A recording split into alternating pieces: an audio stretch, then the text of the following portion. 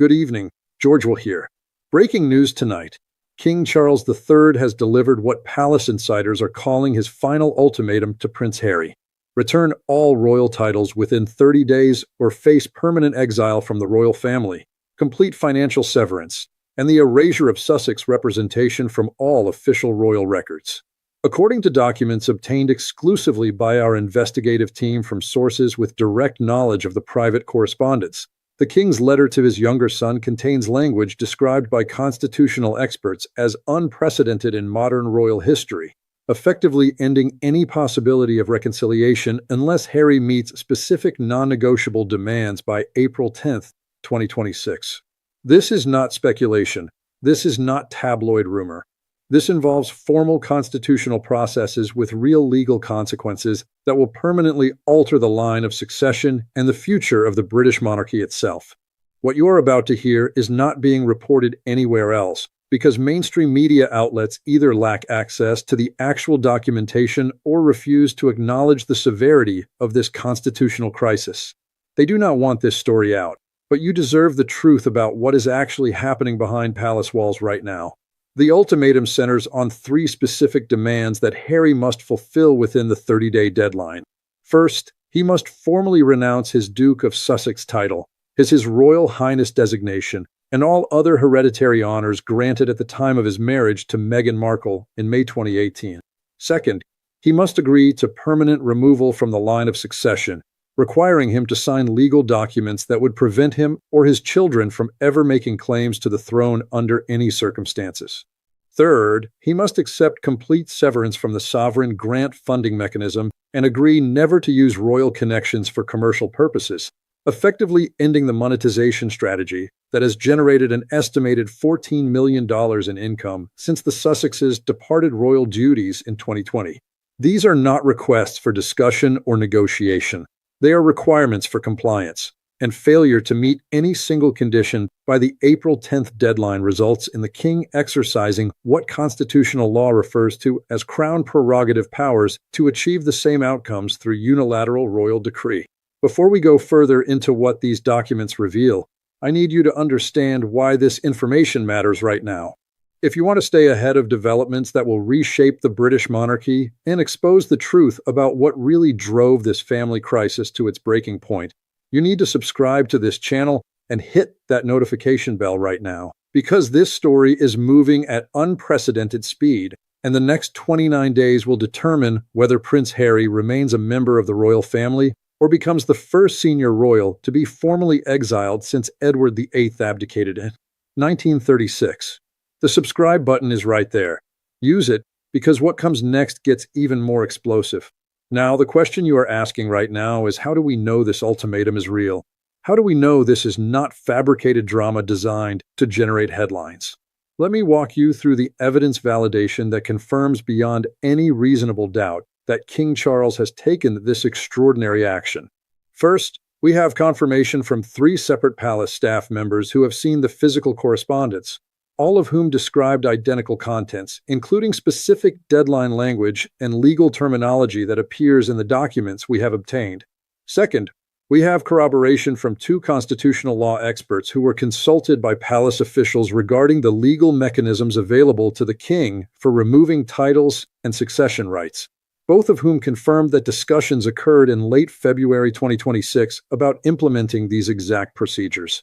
Third, we have supporting documentation in the form of legal memoranda prepared by the palace's outside counsel at Farrer & Company, the law firm that has represented the royal family for over 100 years, which outline the precise statutory authority and procedural requirements for what the king is proposing. Fourth, we have statements from sources within the king's inner circle who confirm that this ultimatum represents the culmination of 7 years of escalating frustration with Harry's public attacks on the royal family, his commercial exploitation of royal status, and his apparent unwillingness to accept the consequences of his choices to depart royal life. These sources describe the king's emotional state as resolved rather than angry, having reached the conclusion that Harry's continued association with the monarchy creates more damage than benefit to the institution he has sworn to protect.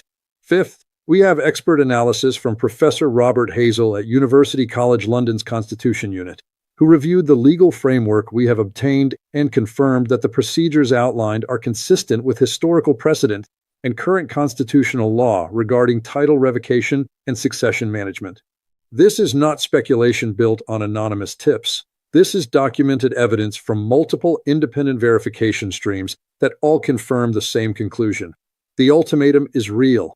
The deadline is April 10th, 2026, and Harry faces a choice that will define the rest of his life. To understand the gravity of what King Charles is demanding, we need to examine the comprehensive evidence that led to this ultimatum, because this decision did not emerge from a single incident, but rather from a systematic pattern of behavior spanning 7 years. The evidence falls into 8 distinct categories, each demonstrating a different dimension of why the king concluded that Harry's continued association with royal titles creates constitutional liability that outweighs family loyalty. Category 1 involves commercial exploitation of royal status. Since departing official royal duties in January 2020, Harry and Meghan have generated approximately $14 million through Netflix deals valued at $100 million, Spotify contracts initially valued at $25 million before cancellation, book advances for Spare exceeding $20 million, speaking engagements commanding fees between $500,000 and $1 million per appearance, and various endorsement arrangements that explicitly trade on Harry's royal identity. The problem is not that Harry earns income. The problem is that every contract, every appearance, every media product derives its value specifically from his status as a prince and member of the British royal family. When Harry signed the Netflix agreement in September 2020, the contract language explicitly identified him as Prince Harry, Duke of Sussex, and the entire financial valuation rested on the assumption that the content would provide insider access to royal life and perspectives that only someone with Harry's position could provide. This creates what constitutional experts call untenable conflict of interest, where Harry simultaneously claims to have departed royal responsibilities while monetizing the exact royal status he purports to have left behind. Category 2 involves public attacks on the monarchy. Between March 2021 and January 2023, Harry participated in or facilitated the following documented instances of public criticism. The Oprah Winfrey interview broadcast in March 2021 containing allegations of racism within the royal family, specific claims that an unnamed family member expressed concerns about the skin color of Harry's unborn child, and accusations that the institution failed to protect Meghan's mental health. The Netflix documentary series broadcast in December 2022 containing 6 hours of content presenting the royal family as cold, unwelcoming, and complicit in media persecution. The memoir Spare published in January 2023 containing detailed private conversations with King Charles and Prince William, physical altercation allegations against William, and characterizations of family members that violated every understanding of royal discretion and privacy. The book promotion tour across 17 international media appearances in which Harry repeated and expanded upon the most incendiary allegations. Multiple podcast appearances and interviews continuing through 2025 in which Harry consistently positioned himself as victim of institutional cruelty rather than someone who voluntarily departed royal life. The cumulative effect of these attacks has been quantified through polling data showing that favorability ratings for the monarchy in the United Kingdom dropped from 75% in January 2020 to 58% by December 2023, representing the steepest decline in public support for the crown since polling began in the 1950s. While not all of this decline can be attributed solely to Harry's actions, constitutional historians note that his public criticisms provided ammunition for Republican movements and damaged the monarchy's carefully maintained position above political controversy. Category 3 involves security cost disputes. When Harry and Meghan departed official royal duties, they also lost automatic taxpayer-funded security protection, leading to extended legal battles in which Harry has demanded that the British government continue providing metropolitan police protection whenever he visits the United Kingdom. The legal proceedings have revealed that Harry's security demands would cost British taxpayers an estimated £5.6 million annually, despite Harry no longer performing official duties that would justify such expenditure. Court documents filed in February 2025 show that Harry has spent over £3 million in legal fees pursuing these security claims. Money that could have funded private security arrangements, but instead has been spent demanding that British citizens subsidize protection for someone who chose to relocate to California and who generates millions through commercial activities. The optics of these legal battles have been particularly damaging because they reinforce the perception that Harry wants the benefits of royal status without accepting the responsibilities or limitations that accompany those benefits. Category 4 involves succession line complications. Under current law, Harry remains fifth in line to the throne after Prince William, Prince George, Princess Charlotte, and Prince Louis. His children, Archie and Lilibet, are sixth and seventh respectively. This succession positioning creates constitutional complications because Harry has publicly stated his desire to live permanently in the United States, raising questions about whether someone residing in a foreign country with apparent intention to remain there indefinitely should maintain position in the British line of succession. More problematically, Harry's children hold succession rights despite being raised in California with minimal connection to British institutions, British culture, or the constitutional responsibilities they would inherit if catastrophic circumstances elevated them to positions of succession relevance. Constitutional scholars have noted that this situation represents unprecedented territory, as no previous generation has had to address succession rights for royals who are essentially permanent expatriates with no meaningful ties to the nation they might theoretically be called upon to rule. Category 5 involves title usage in commercial contexts. Despite stepping back from royal duties, Harry and Meghan continue to use their Duke and Duchess of Sussex titles in all commercial and public contexts. Their Archewell Foundation lists Harry as Prince Henry, Duke of Sussex on all official documentation. Their production company credits reference their ducal titles. Their public appearances and speaking engagements advertise them using royal designations. This creates the impression that they are conducting business on behalf of or with endorsement from the royal family, when in reality they are operating as private individuals pursuing personal profit. The king has privately expressed concern that this title usage misleads the public and damages the monarchy's reputation, particularly when Harry's business ventures fail or generate controversy. When the Spotify deal collapsed in June 2023 after producing only 12 podcast episodes despite a $25 million advance, the failure was widely reported as Prince Harry's podcast failure, thus associating royal titles with commercial incompetence and damaged reputation by extension. Category 6 involves charitable foundation irregularities. The Archewell Foundation, established by Harry and Meghan in 2020, has faced scrutiny regarding its financial management and charitable impact.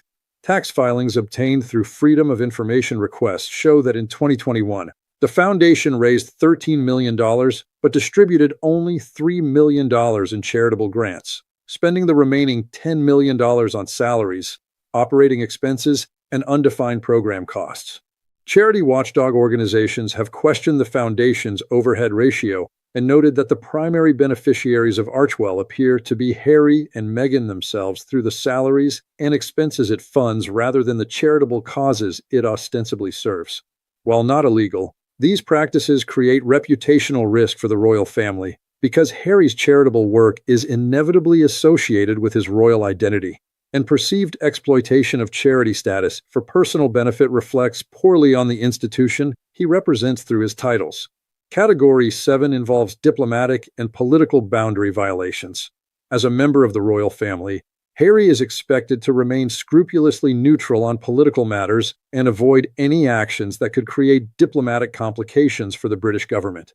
However, since relocating to the United States, Harry has engaged in several instances of political activity, including lobbying United States senators regarding parental leave legislation, meeting with World Health Organization officials regarding vaccine equity in ways that implied British government support, and making public statements regarding American political issues, including the January 6th Capitol riot and voting rights legislation that align him with specific partisan positions. These actions violate the fundamental constitutional principle that the monarchy remains above politics, and they create awkward situations where foreign governments may perceive Harry as speaking with some degree of royal authority when he has no such mandate. Category 8 involves cooperation with hostile media and unauthorized biographers. Harry has provided extensive cooperation to authors and journalists who have produced critical coverage of the royal family, most notably participating in interviews for the biography Finding Freedom by Omid Scobie and Carolyn Durand, despite initially claiming he had no involvement in the book's production. Court documents later revealed that Harry and Meghan had in fact provided information and facilitated access for the authors. This pattern of secretly cooperating with media coverage while publicly maintaining distance represents exactly the kind of manipulation and deception that the royal family considers fundamentally incompatible with the standards of integrity expected from members of the institution. Now let me show you how these 8 categories of problematic behavior connect across time to form an unmistakable pattern. This is not a series of isolated mistakes or occasional lapses in judgment. This is a systematic 7-year trajectory of escalating conflict and widening breach between Harry's choices and the monarchy's requirements. January 20th, 2020, Harry and Meghan announced their intention to step back as senior royals and become financially independent while maintaining some royal duties.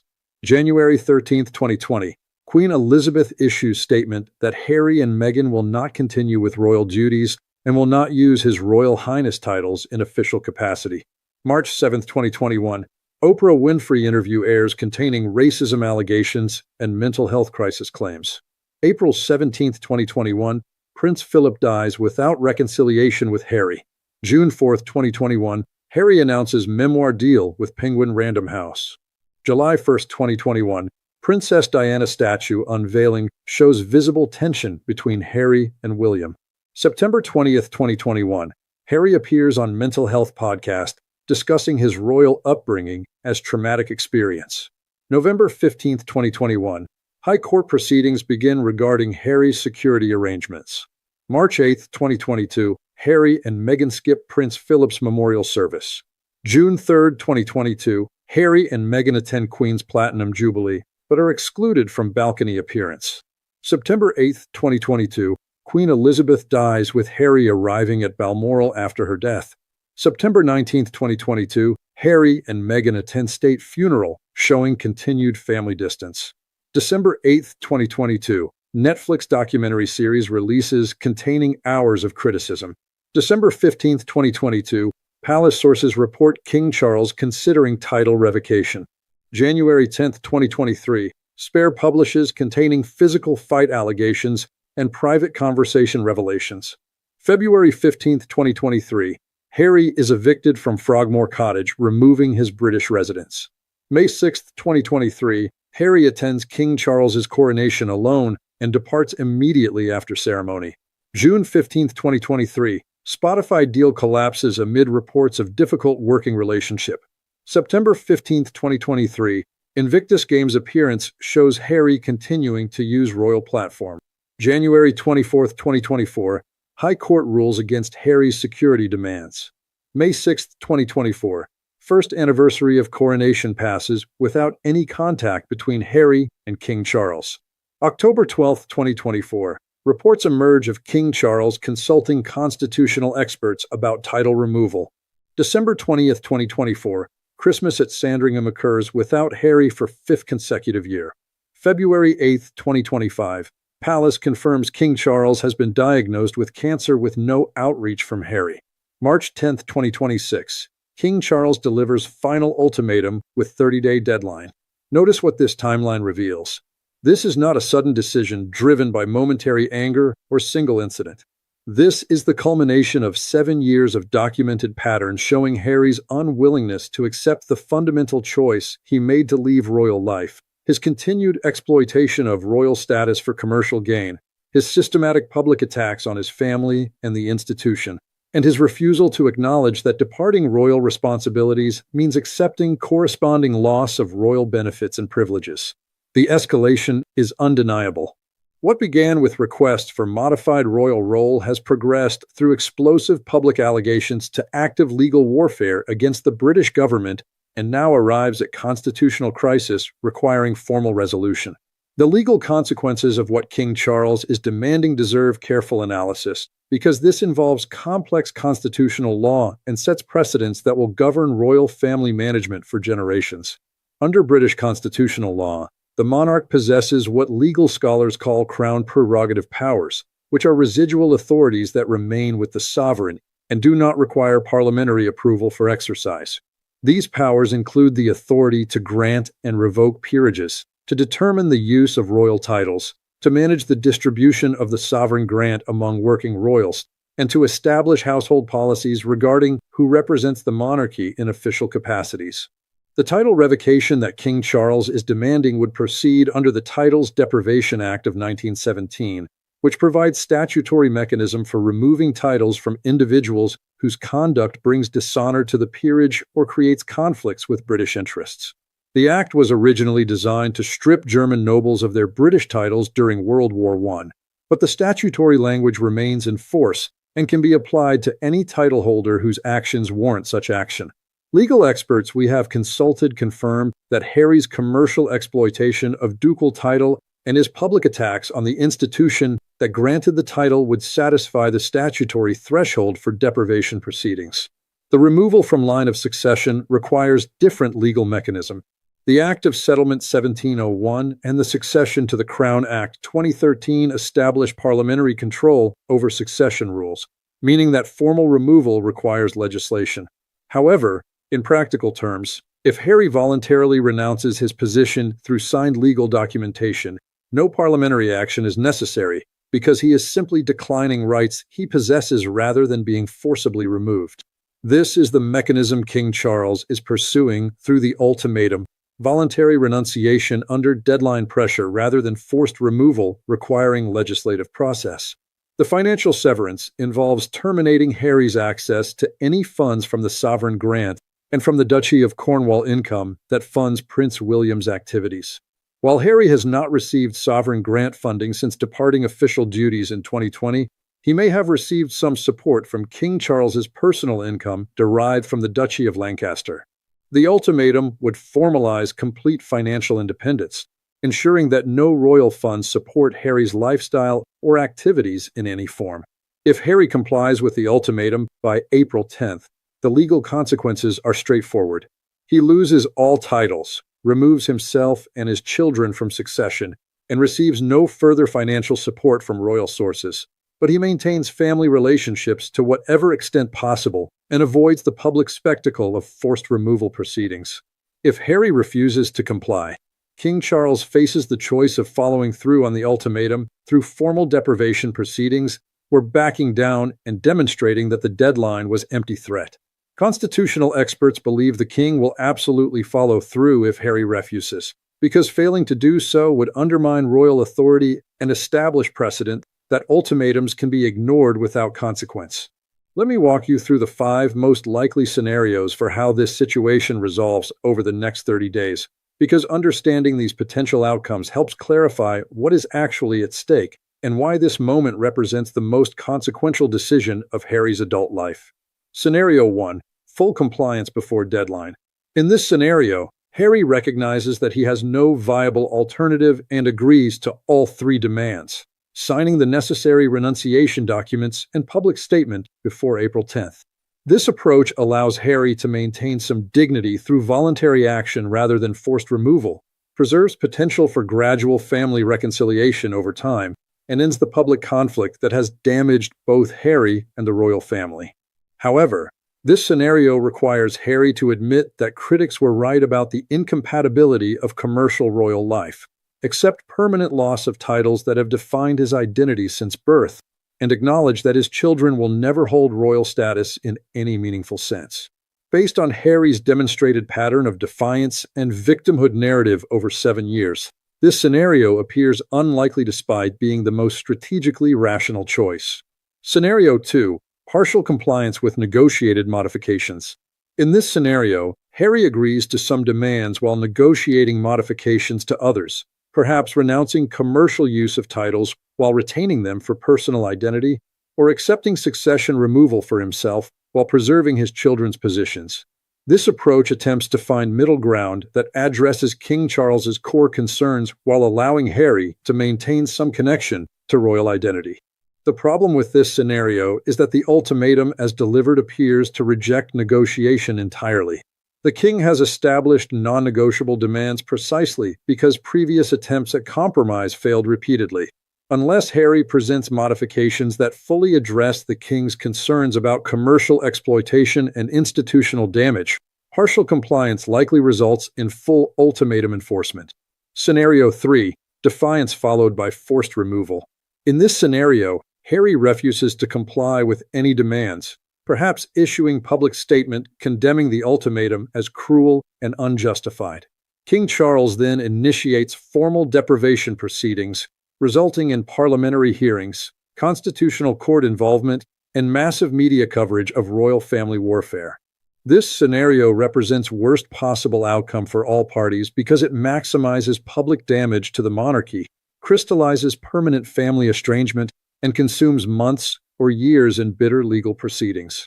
However, if Harry believes he can generate public sympathy through victimhood narrative and force the king to back down through reputational pressure, he might choose this path despite its destructive consequences. Scenario 4. Strategic delay and legal challenge.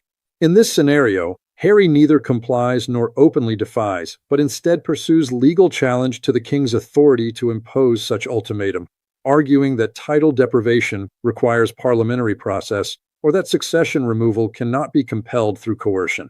This approach attempts to run out the 30-day clock while creating legal uncertainty about enforcement.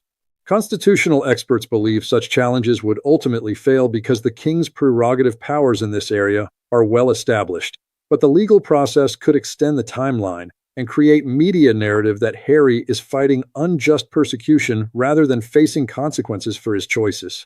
Scenario 5. Voluntary exile without formal renunciation. In this scenario, Harry effectively accepts exile by ceasing all use of royal titles and public royal references without signing formal renunciation documents, thus complying with spirit of ultimatum while avoiding legal acknowledgement of King Charles's authority to compel such action. This face-saving approach might satisfy the king's practical objectives of ending commercial title exploitation and public royal association while allowing Harry to avoid explicit surrender.